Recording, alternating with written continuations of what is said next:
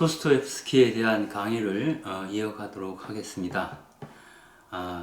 죄와 벌이라고 하는 것이 이 도스토옙스키에 있어서 굉장히 중요한 것은 그것이 그 까라마조프가의 형제들의 주제랑 있기 때문이고요. 결국은 도스토옙스키의 궁극적인 관심은 이제 인간 구원의 문제를 다루고 있는 건데요. 사실 구원의 문제다 그럼 굉장히 심각한 주제처럼 느껴지지만 사실 여기서는 시쳇말로 인생 뭐 있어? 라는 말에 담겨져 있기도 하다는 생각을 할 때가 있습니다. 즉 어찌 보면 우리가 아주 크게 생각했던 것, 정말 때로는 목숨을 걸고 하겠다라고 마음먹었던 그런 것이 돌아보면 부질없는 것일 때도 있다라고 하는 것이고요. 그래서 사소한 일상 가운데에서 어떤 더 중요한, 더 깊은 어떤 것을 볼 수 있다면 얼마나 좋을까 이런 생각을 가끔 해봅니다. 그래서 도스토옙스키는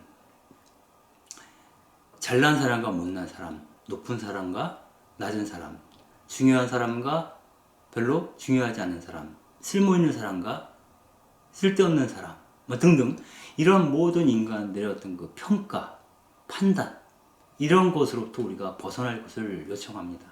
그래서 이런 인간적인 평가로부터 우리가 벗어나 있으면 그때부터 우리는 하느님의 시간을 살아가게 된다라는 것이죠. 도스토옙스키는 까라마조프가의 형제들에서 조시마 장로가 욥기에 대한 강론을 하고 있는데 그 강론을 빌어서 이런 얘기를 합니다. 과거의 슬픔은 인간 생활의 위대한 비밀에 의해 조금씩 고요하고 감동적인 기쁨으로 변하는 것이라고 합니다. 피 끓는 젊음 대신에 온화하고 찬란한 노년이 열리기 때문이다.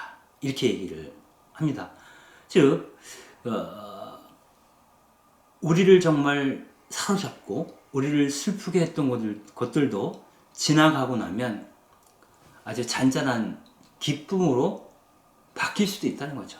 즉 예전에는 상처로 인식했던 것이 이제는 하나의 문의로 다가올 때가 있을 것이라고 하는 것이고요. 이것은 구원으로 향하는 우리의 문이 조금씩 열리기 시작한다는 뜻이기도 할 겁니다. 여기서 성바오로죠. 바오로 사도의 항상 기뻐하십시오. 어떤 처지에서든 감사하십시오. 라는 말이 어떻게 나올 수 있을까? 그 의미를 조금씩 이해할 수 있게 된다는 뜻이기도 할 겁니다. 그래서 조시마 장로는 자식이 죽고 나서 그 모든 슬픔, 그것 때문에 그 마음을 잃어버린 상실한 그 어떤 여인에게 이렇게 얘기를 하죠. 그냥 슬퍼하라. 본문에 이렇게 적혀 있습니다. 위안을 얻으려고 하지 마시고 그냥 우십시오. 단지 울 때마다 당신의 아들이 하늘나라의 천사가 되어 내려다보다가 당신의 눈물을 보고 기뻐하며 그것을 하느님께 알려드린다는 사실을 기억하십시오. 그리고 앞으로도 오랫동안 당신은 어머니의 위대한 슬픔을 겪게 될 테지만 결국 그것은 고요한 기쁨으로 변하여 그 쓰라렸던 눈물도 죄악으로부터 구원해주는 고요한 위안과 진정한 정화의 눈물이 될 것이다. 이렇게 조시마 장로는 이야기합니다. 판단하지 말고 슬픔이 밀려올라 그냥 올라고. 그것은 바로 지금 나의 현실, 다가오는 이 모든 현실을 응시하고 고요히 받아들일 필요가 있다. 그 가운데서 이것이 갖는 새로운 의미가 내 안에서 솟구쳐 올라오리라고 하는 그러한 예감, 이런 것들을 느낄 수 있겠습니다. 도스토옙스키에게는 영원한 현재만이 인간의 삶을 풍요롭게 한다고 믿었습니다. 이 시간 속에서는 죽음도 노화도 저주가 아닌 축복이고 인간은 온전히 시간의 속도와 양에서 벗어난다고 도스토옙스키는 말합니다. 이 시간과 함께 지금 이 순간이죠. 이 순간에 내 주변에서 나에게서 벌어지는 모든 것들과 함께 어우러져 춤을 추는 사람에게 시간은 언제나 넉넉하고 현재는 언제나 영원이 된다, 이렇게 얘기를 합니다. 사실 어제도 없고 내일도 우리는 알 수 없죠. 현재에서 그 영혼을 사는 법, 그 법을 배우는 것이 인생이 아닐까 하는 생각도 듭니다. 아우구스티누스 성인은 이렇게 얘기를 했습니다.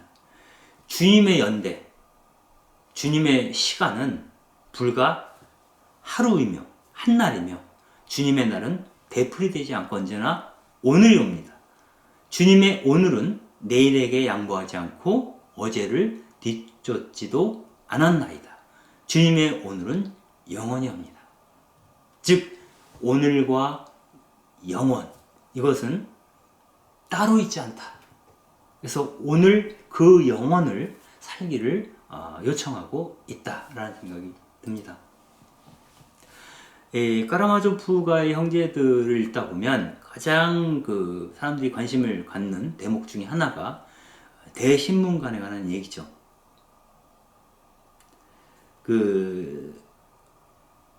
이 소설에서는 세빌리아로 추정되는 장소에 예수 그리스도가 나타나죠. 그랬을 때 그가 예수님을 알아본 종교재판관인 대신문관이 예수님을 따로 모시고 그를 찾아가 다시 이 도시를 떠나달라고 부탁을 합니다. 왜? 그 도시에서 그리스도는 더 이상 필요하지 않다라는 거죠. 왜냐하면 사람들의 행복을 증가시키는데 그리스도의 입장이 그다지 도움이 되지 않는다고 대신문관은 판단을 했던 겁니다. 사실 도박꾼이기도 했던 도스토옙스키는 작품에서 그냥 돈 이야기를 굉장히 많이 하고 있죠. 사실 죄와벌에서 라스콜리니코프가 그 노파를 살해한 이유도 결국 돈 때문이죠. 그리고 실제로 도스토옙스키는 항상 궁핍에 시달렸기 때문에 값싼 원고료를 할지라도 성금을 받고 글을 썼기 때문에 늘 글을 쓰는데 매달려야 했습니다. 그에게 돈은 자유와 거의 동일시 되었던 겁니다. 그렇지만은 그럼에도 불구하고 돈이 필요한 사람은 도스토옙스키였지만 돈에 얽매이지 않으려 했던 사람이 그 사람 역시 도스토옙스키였다라고 이야기할 수 있습니다. 먼저 다시 까라마조프와 형제들로 돌아오면 이 대신문관은 당장 끼니를 해결할 수 있다면 굴종이 노예처럼 사는 것이 돈보다 인간을 더 편안하게 해준다고 믿고 있습니다. 빈곤한 사람들에게 자유라고 하는 것은 아주 사치스러운 거라는 거죠. 그리스도는 빵만으로 사람이 살 수 없고 말씀으로 산다라고 했지만 빵이 없으면 목숨조차 부지하기가 어려운 게 사실입니다. 즉 돈이 다는 아니지만 그렇다고 해서 자유가 다라고 말할 수도 없는 것이 우리의 현실이라고 하는 것을 도스토옙스키는 잘 알고 있었습니다. 여기서 대신문관은 그리스도를 비난하는데 돌을 빵으로 만드는 기적을 일으킬 기회가 있었음에도 불구하고 돌을 빵으로 만들 수 있다면 많은 사람들이 굶주리지 않아도 되었던 거죠. 그리스도는 그것을 거부하죠. 결국 돌을 빵으로 만든다는 것은 전 인류의 복지와 관련된 문제인데 그 돌이 변해서 빵이 되기만 한다면 이 세상의 빈부의 차이도, 굶주림도, 전쟁도, 범죄도 없을 것이다 라고 대신문관은 생각을 했던 건지도 모르겠습니다. 그런데 복음서에서는 한결같이 돈과 만몬과 하나님은 병립할 수 없다. 함께 병립할 수 없다. 라고 얘기를 하고 있고, 바오로 사도는 돈을 사랑하는 게 모든 악의 뿌리다 라고 티모테오 전서에서 얘기를 하고 있죠. 버나드 시오 같은 사람은 뭐 돈의 부재야말로, 돈이 없는 것이야말로 모든 악의 근원이다 라고까지 얘기를 합니다. 이런 것들은 돈을 둘러싸고 어떤 그 찬반 양론으로 갈라서게 하는 거죠. 돈이 선한 것이냐, 악한 것이냐, 악의 원천이냐, 선의 원천이냐. 그것은 돈 자체가 선하고 악함이 없겠죠. 선하고 악한 게 있다면 그 돈을 쓰는 사람일 거라는 생각이 듭니다. 돈을 빵으로 만들면 모든 인간의 문제가 해결되리라고 본 대신문관의 입장은 사실 일리가 있지만 진리는 아니다 라고 볼 수가 있습니다. 왜냐하면 대신문관의 이런 태도는 결국 인간을 배고픈 짐승으로 규정하고 있기 때문입니다. 결국 모든 인간을 초보적인 경제학이라는 자루 속에 무참하게 구겨 놓은 결과라는 거죠. 대신문관의 생각은 인간을 배고픈 짐승으로 모욕함으로써 사실상 인간의 존엄성을 훼손하고 있습니다. 그래서 서경준 교수는 이렇게 얘기를 하죠. 도스토옙스키는 돈이 행복의 척도가 아니지만 돈의 부재 역시 행복의 척도가 아니라고 말한다. 부자가 다 악당은 아니듯이 가난한 사람 역시 다 성인군자는 아니다. 또 부자는 다 현명하고 부지런하고 가난한 사람은 다 어리석고 게으르다고 말하지도 않습니다. 부자 가운데도 선함이 있고 악함이 있어. 가난한 이에게도 선함이 있고 악함이 있죠. 그렇다면 과연 무엇이 문제인가? 러시아 속담에 돈에서는 냄새가 나지 않는다. 그러니까 돈에는 죄가 없다는 거예요. 돈 자체는. 물론 그 돈에서 냄새가 나지 않죠. 냄새가 난다면 그 돈을 거머쥐고 있는 그 인간의 손에서 냄새가 날 뿐입니다. 도스토옙스키는 가난한 사람들에게 무한한 연민을 갖고 있으면서도 무조건 그들을 미워하지도 않습니다. 마찬가지로 부자들을 사악하게도 그리고 고매하게도 그립니다. 그러나 그가 부자이든 가난한 사람이든 명예도 양심도 모두 다 접고 부자가 되기에 질주하는 삶 그 자체는 경멸을 합니다. 그런 얘기가 있죠. 요즘 세상은 부자와 가난한 사람이 있는 것이 아니라 부자와 아직 부자가 되지 못한 자들이 있을 뿐이다. 이런 얘기가 있습니다. 가난한 사람은 부자가 되지 못한 사람, 여전히 부자가 되고 싶은 갈망 안에 사로잡혀 있는 사람이라는 거죠. 이것의 허망함과 무모함에 대해서 도스토옙스키가 얘기를 하고 있는 겁니다. 이렇게 얘기를 하죠. 이거는 서경준 교수님의 해석인데요. 문제는 돈이 아니라 언제나 인간이라는 겁니다. 돈이 모두인 사람에게는 돈이 전부이고 돈이 다가 아닌 사람에게는 돈이 전부가 아니다 라는 건데요. 돈에 대한 사람의 관계는 필요와 욕구로 나누어 볼 수 있다라고 서경준 교수는 얘기합니다. 돈을 필요로 하는 사람과 돈을 원하는 사람. 어떤 결핍 때문에 돈이 필요한 사람이 있습니다. 그런데 결핍과 상관없이, 필요와 상관없이 돈 그 자체를 원하는 사람이 있다는 거죠. 결국 누구나 돈을 필요로 하지만 돈을 필요로 하는 그 절실한 정도가 서로 다르고 돈에 대한 생각도 사람마다 다르다는 겁니다.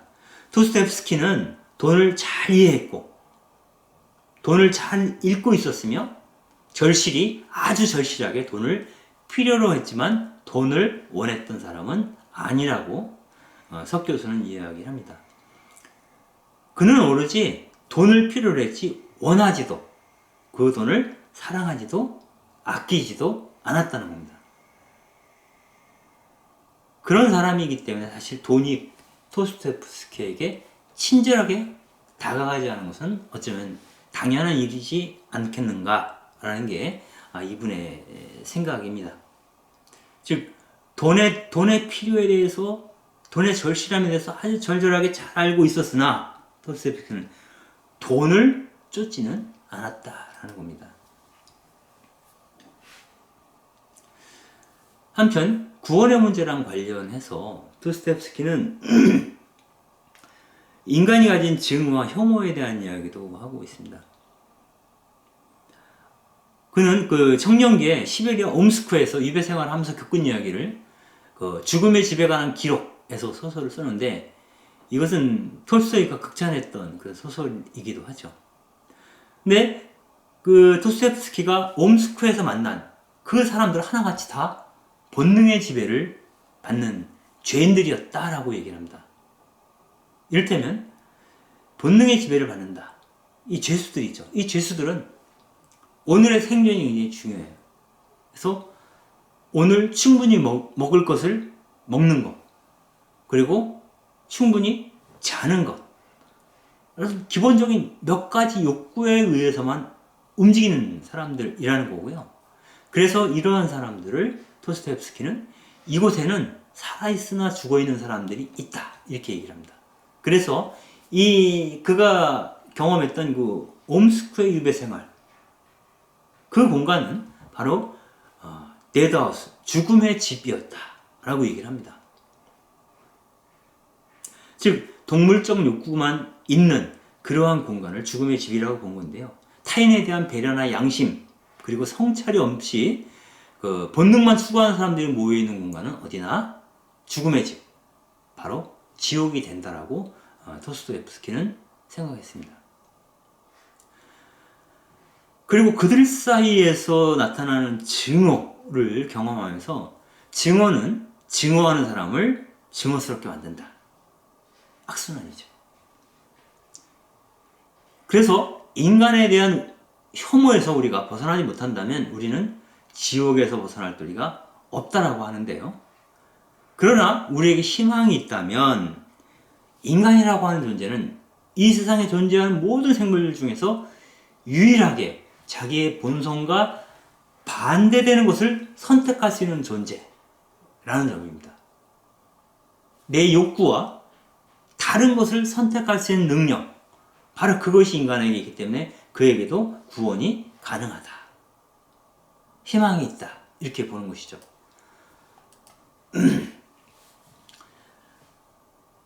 그 까라마조프가 형제들 제7권 3장에서는 양파 한 뿌리에 대한 이야기를 하고 있습니다.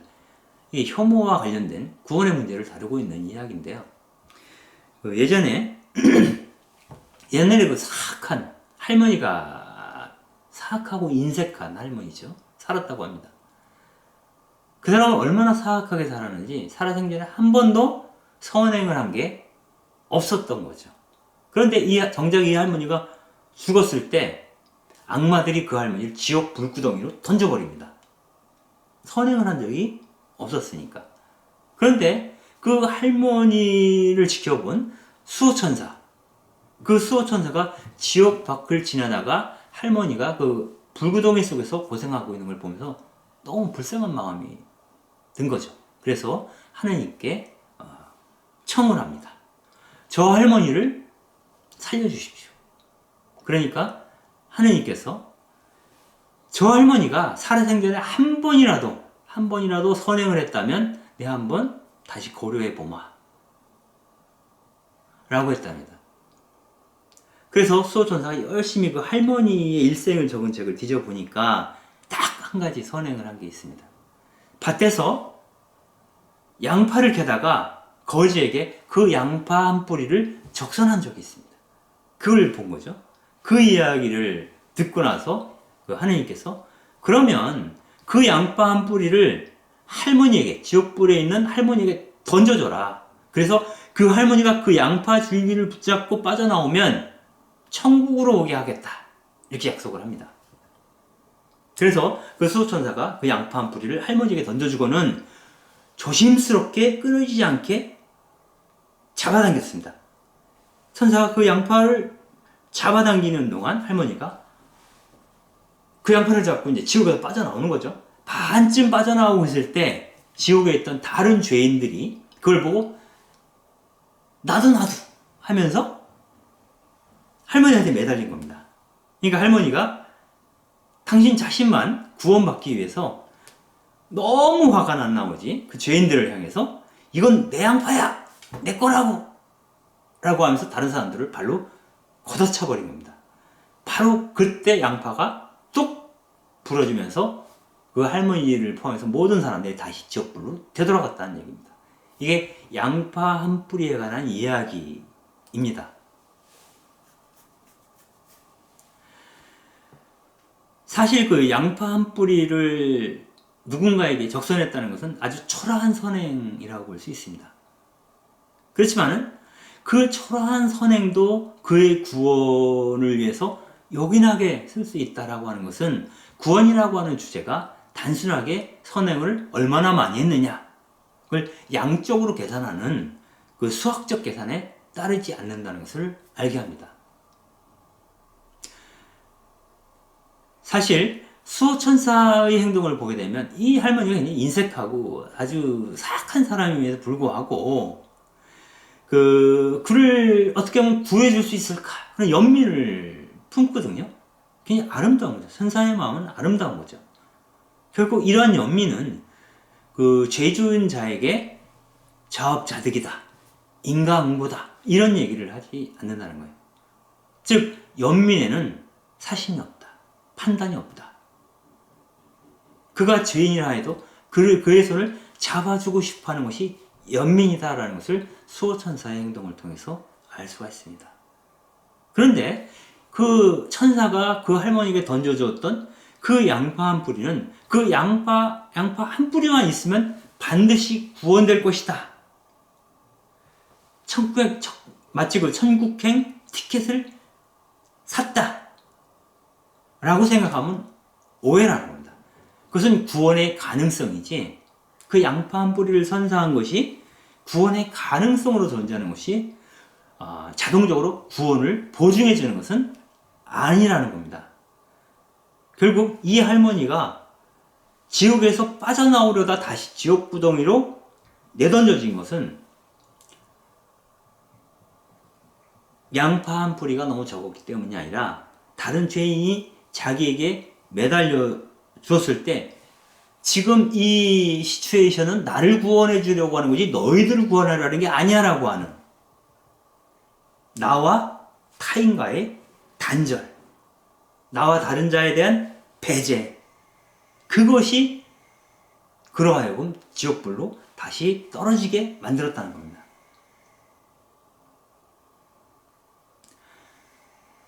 결국 할머니의 죄는 선행을 행하지 않았다는 것뿐만이 아니라 나와 너를 구분하고 단절시킨 죄를 진 것이고 교만하고 이기적이며 결국 타인을 증오했기 때문에 나의 구원을 방해하는 저 사람들을 발로 밀어버렸잖아요. 타인을 증오했기 때문에 그 증오가 그녀의 증오가 그를 지옥으로 떨어지게 만든 것이다 라고 볼 수가 있겠습니다. 도스토옙스키는 인류를 멸망으로 몰아가는 타인과 또 다른 집단에 대한 배제를 낳는 그들을 밀어버리는 증오에서 우리가 벗어나는 방법은 사랑뿐이라고 말합니다. 교종 프란치스코께서는 끝없는 슬픔은 끝없는 사랑으로 치유된다 라는 이야기를 하신 적이 있는데 여기서도 타 집단을 배제시키는 증오는 사랑만이 그것을 넘어설 수 있다라고 얘기를 합니다. 여기서 조시마 장로가 두 가지 사랑에 대해서 얘기를 합니다. 사랑은 사랑인데 공상적이고 몽상적인 사랑이 있고요. 실천적인 사랑이 있다라고 조시마 장로는 사랑에도 두 가지가 있다고 얘기를 하는 거죠. 이 공상적 사랑은 말로 하는 쉽고 기분 좋은 사랑. 행복하세요? 이런 말이죠. 말로 하는 쉽고 편하고 기분 좋은 사랑. 또는 사랑한다는 느낌이나 감정. 이런 것들. 여기는 책임이 따르지 않기 때문에 그런 건데요. 대표적인 게 나는 인류를 사랑해. 뭐 이런 거죠. 그 말 자체는 얼마나 멋있는 가치이고 의미 있습니까? 그러나 그 말이 너무 추상적이라는 거죠. 그래서 누구나 다 말로는 사랑을 말할 수 있지만 그 사랑은 귀찮아지면 언제든지 그만둘 수 있는, 멈출 수 있는 그런 사랑이라고 합니다. 그래서 이러한 공상적 사랑을 조시마 장로는 믿지 않습니다. 그가 실천적 사랑이라고 부르는 것은 구체적인 한 사람을 사랑하는 데서부터 시작되는 거라고 이야기를 합니다. 행동으로, 온 존재로 하는 것이죠. 이것은 뭐 야고보서에도 나오죠. 말로만 하지 말고 실천하는 사랑에 대한 얘기죠. 책임과 의무로 하는 사랑이죠. 때로는 사랑은 너무나 자연스럽게 우리 안에서 나오는 것이라고 얘기를 할 수도 있지만 사랑은 의무처럼 우리가 대할 필요도 있다는 거죠. 이런 말이 있죠. 사랑은 사랑함으로써만 사랑하게 된다. 즉 사랑에도 훈련이 필요하다는 거예요. 의식적인 훈련이 필요하다는 거죠. 나를 귀찮게 하거나 폐를 끼치는 누군가를 증오하지 않고 사랑하는 것. 그것이 실천적 사랑. 가장 극적인 표현이 원수 사랑이겠죠. 원수를 사랑하라. 너무너무 증오하고 싫어하는 사람이지만 그래도 사랑하라고 애쓰다 보면 결국 사랑하고 된다고 믿는 게 그리스도교 신앙이라고 하는 거죠. 뭐 이런 이야기를 할 때마다 제가 몇 번 다른 기회에도 말씀을 드렸지만 원수를 사랑하라고 하는 것은 사실 불가능한 사랑이죠. 현실 안에서는.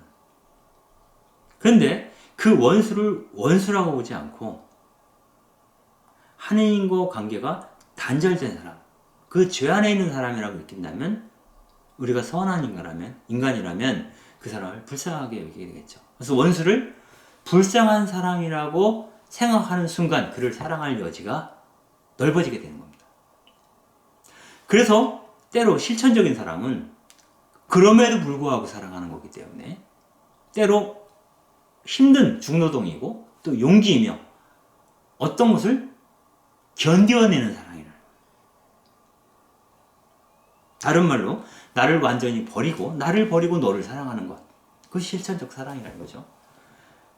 결국 이러한 사랑을 통해서 인간 내면에 있는 우리 안에 있는 그리스도 하느님의 모습을 내 스스로 회복하는 것. 바로 완덕이라고 부를 수 있는 것이 바로 실천적 사랑이다 라고 합니다. 그래서 구체적인 너를 사랑하는 데서 시작되는 이 실천적 사랑은 너를 보면서 너 속에 있는 내 모습을 보는 거고요. 상대방 안에서 본 나를 용서하는 것이고 이렇게 겸손한 이런 어떤 상대방 안에서 나를 보는 이런 겸손함이 바로 이 지옥을 천국으로 만들 수 있을 거다라고 도스토옙스키는 생각을 하는 겁니다.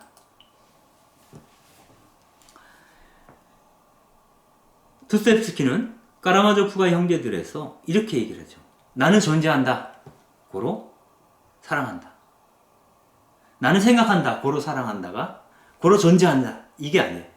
생각하기 때문에 존재하는 게 아니라 사실상 사랑하기 때문에 존재하는 것이고 존재하는 모든 것은 사랑을 목적으로 한다라고 하는 것이죠. 이 세상에 존재하는 모든 것들을 사랑하는 것. 그 사랑을 잃어버리는 순간 우리는 존재할 수 없고 이미 죽음의 집, 지옥에 머무는 것이라는 거죠.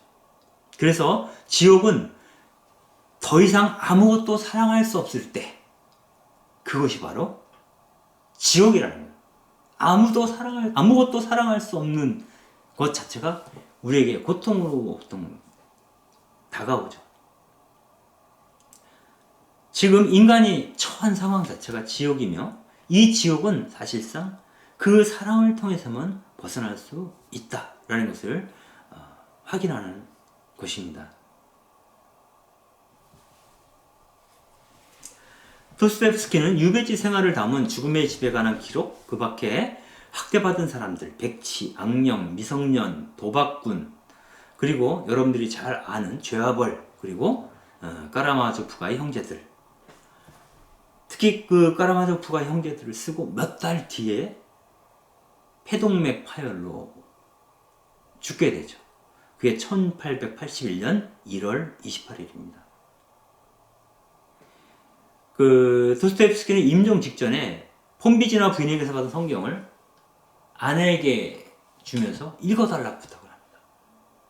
그리고 그날 밤 11시에 그 성경책을 가슴에 안고 죽었다고 합니다. 시신은 페테르부르크의 알렉산드로 네프스키 교회 묘지에 묻혀 있습니다. 우리가 장시간 동안 도스토옙스키에 대해서 얘기를 쭉 했는데요. 결국은 도스토옙스키가 평생에 걸쳐서 가난과 싸우며 또 소설을 쓰면서 이야기하고 싶었던 것이 무엇일까? 라고 하는 것은 어찌 보면 그는 예수 그리스도를 아주 깊이 흠모하고 사모했으나 그분의 요청대로 충분히 살지는 못했죠. 여전히 흠결이 가득한 상태로 죽게 됩니다. 그러나 이렇게 흠결이 있는 사람조차도 존재한다는 그 이유만으로도 하느님께서는 그를 사랑한다는 것을 알아야 한다는 겁니다.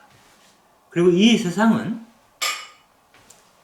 고매하고 잘난 사람들, 또 비루한 사람들을 막론하고 그 모두가 하느님의 자녀로서 존중받을 만한 가치가 있다라고 하는 것이고, 그들을 혐오하거나 밀어내지 않고 그들 역시 그럼에도 불구하고 내 본능을 거슬러 사랑할 수 있을 때 비로소 그에게 구원이 온다라는 겁니다. 그래서 내가 존재한다 라고 하는 것은 나는 지금 누군가를 또 무엇인가를 사랑하고 있다 라고 고백하는 것과 같은 말이다 라고 하는 말을 도스토옙스키는 당신의 그 생애를 통해서 이야기를 하고 싶었던 것이 아닌가 하는 생각을 합니다. 오늘 긴 시간 이 강의 들어주셔서 감사하고요. 다음 시간에는 칼릴 지브란에 대해서 이야기하면서 그 이상의 것, 우리가 눈으로 볼 수 있는 그 이상의 것이 과연 무엇일까에 대해서 생각해보는 시간을 갖도록 하겠습니다. 감사합니다. 강의가